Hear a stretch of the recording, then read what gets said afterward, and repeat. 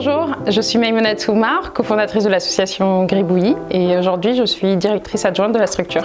Je m'appelle Aminata Diouf, je suis une garde d'enfants à domicile, membre de jury à l'Institut Hyperia et je suis aussi la cofondatrice de Gribouillis.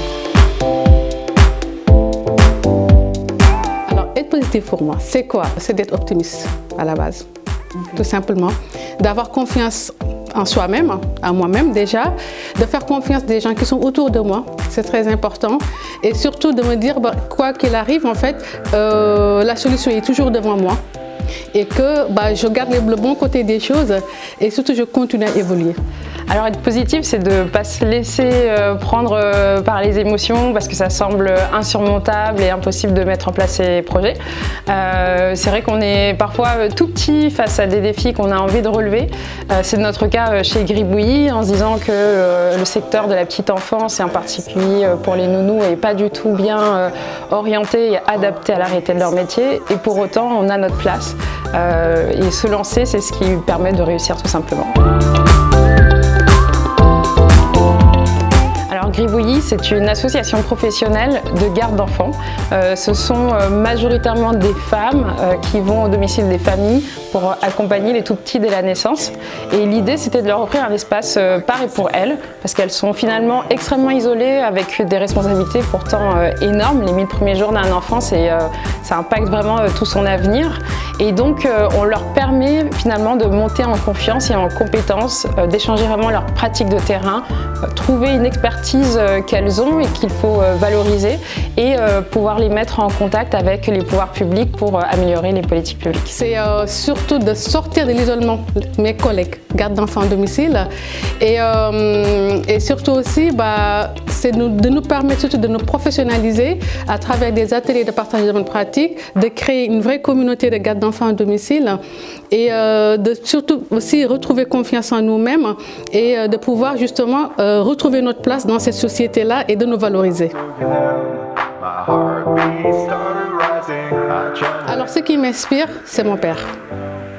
En dehors de ça, c'est vraiment de tous les jours, c'est de voir mes collègues dans nos ateliers, dans nos partages de bonnes pratiques, dans notre accompagnement, de rentrer peut-être avec une crispation et un manque de confiance et de ressortir avec un grand sourire et de se dire enfin, je viens de comprendre.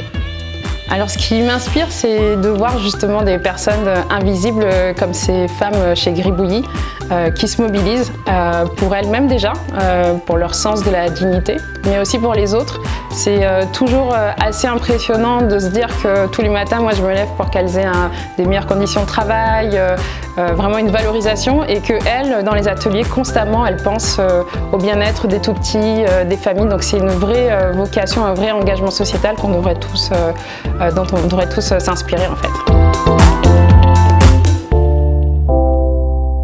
Alors mes futurs projets, ils sont pas mal liés à ceux de Gribouillis. Quand on est entrepreneur, on distingue presque plus au bout d'un moment finalement nos différents aspects de vie. Là, on est en train de lancer une coopérative. Ça va être un super projet, vraiment parti encore une fois de leurs besoins, de leur inspiration. Et elles sont vraiment actrices en plus de tout ça, donc ça faisait sens de faire une coopérative. Et le but de cette coopérative qui s'appelle Garde d'enfants sans frontières, c'est de proposer des modes de garde aux familles sans solution, tout en proposant des compléments de revenus pour ces gardes d'enfants qui sont de plus en plus confrontés à des conditions précaires. J'ai vraiment envie de créer Gribouillis au-delà d'ici en fait, tout simplement, de l'autre côté du continent, là où aujourd'hui des enfants ne sont pas forcément en tout cas accompagnés comme il faut. Aujourd'hui, je pense qu'au niveau de l'UNESCO, ils disent toujours qu'en tout cas, tous les enfants ont droit à une éducation de qualité, ce qui n'est pas le cas aujourd'hui.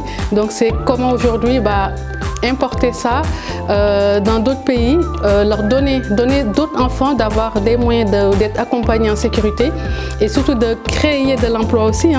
De structurer finalement certaines choses qui existent d'une façon informelle, comme ça existe ici, et de pouvoir donner du plein potentiel à tous ces enfants-là, de pouvoir grandir en sécurité et tout avec épanouissement en fait, tout simplement.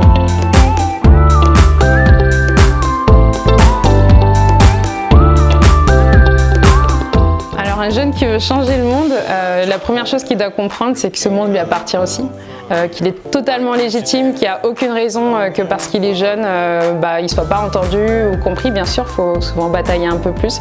Donc beaucoup de détermination et de la confiance en soi.